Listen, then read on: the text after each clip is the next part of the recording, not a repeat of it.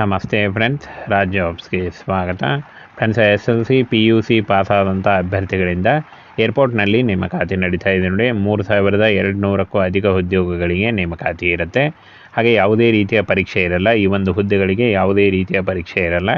ಹಾಗೆ ಪ್ರೆಷರ್ ಇದ್ದವರು ಕೂಡ ಈ ಒಂದು ಹುದ್ದೆಗಳಿಗೆ ಅರ್ಜಿಗಳನ್ನು ಸಲ್ಲಿಸಬಹುದು. ಬೋತ್ ಮೇಲ್ ಆ್ಯಂಡ್ ಫಿಮೇಲ್ ಯಾರು ಬೇಕಾದರೂ ಈ ಒಂದು ಹುದ್ದೆಗಳಿಗೆ ಅರ್ಜಿಗಳನ್ನು ಸಲ್ಲಿಸಬಹುದಾಗಿರುತ್ತೆ.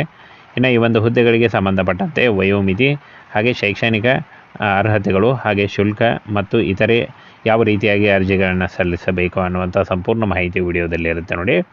ಏರ್ಪೋರ್ಟ್ ಟ್ರಾನ್ಸ್ಪೋರ್ಟ್ ಸರ್ವಿಸಸ್ ಲಿಮಿಟೆಡ್ನಿಂದ ನೇಮಕಾತಿ ಆಗಿರುತ್ತೆ. 3256 ಹುದ್ದೆಗಳು ಹಾಗೆ ವ್ಯವಸ್ಥಾಪಕ ಅಧಿಕಾರಿ ಮತ್ತು ಇನ್ನೂ ಹಲವು ಹುದ್ದೆಗಳಿಗೆ ನೇಮಕಾತಿ ನಡೀತಾ ಇದೆ ನೋಡಿ. ಇನ್ನು ಫ್ರೆಂಡ್ಸ್ ನೋಡಿ, ಇಲ್ಲಿ ಒಂದು ಹುದ್ದೆಗಳ ವಿವರವನ್ನು ಕೊಟ್ಟಿದ್ದಾರೆ. ಯಾವ ರೀತಿಯಾಗಿ ಹುದ್ದೆಗಳು ಇರ್ತವೆ ಅಂತ.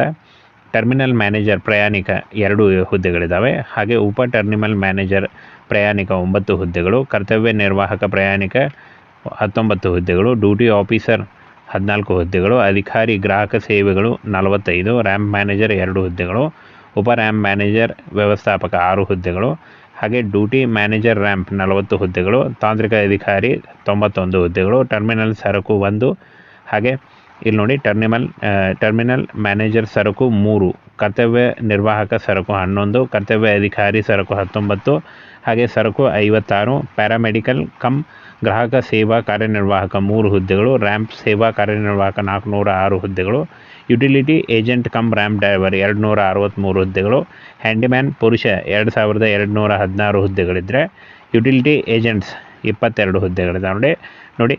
ಇಷ್ಟೊಂದು ಹುದ್ದೆಗಳಿದ್ದಾವೆ. ಈ ಒಂದು ಹುದ್ದೆಗಳಿಗೆ ಅರ್ಜಿ ಸಲ್ಲಿಸಿ ಆಯ್ಕೆ ಮಾಡಿಕೊಂಡು ನೀವು ಅರ್ಜಿಗಳನ್ನು ಸಲ್ಲಿಸಬಹುದು.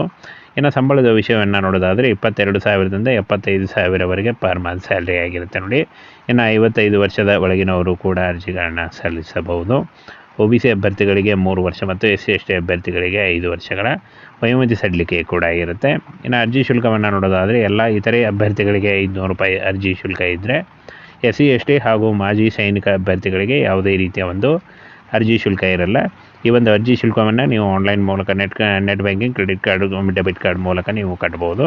ಇನ್ನು ಶೈಕ್ಷಣಿಕ ಅರ್ಹತೆಯನ್ನು ನೋಡೋದಾದರೆ SLC, ಡಿಪ್ಲೊಮಾ ಹಾಗೂ ಎನಿ ಡಿಗ್ರಿ, BE, BTech, ಪದವಿ, MBA ಮಾಡಿದಂಥ ಅಭ್ಯರ್ಥಿಗಳು ಕೂಡ ಈ ಒಂದು ಹುದ್ದೆಗಳಿಗೆ ಅರ್ಜಿಗಳನ್ನು ಸಲ್ಲಿಸಬಹುದು. ಇನ್ನು ವರ್ಚುವಲ್ ಸಂದರ್ಶನ, ವೈಯಕ್ತಿಕ ವರ್ಚುವಲ್ ಸಂದರ್ಶನ ಮತ್ತು ಗುಂಪು ಚರ್ಚೆ, ವ್ಯಾಪಾರ ಮತ್ತು ಚಾಲನಾ ಪರೀಕ್ಷೆ, ದೈಹಿಕ ಶಿಕ್ಷಣ ಪರೀಕ್ಷೆ ಮೂಲಕ ಆಯ್ಕೆಯನ್ನು ಮಾಡಿಕೊಳ್ಳಲಾಗುತ್ತೆ ನೋಡಿ.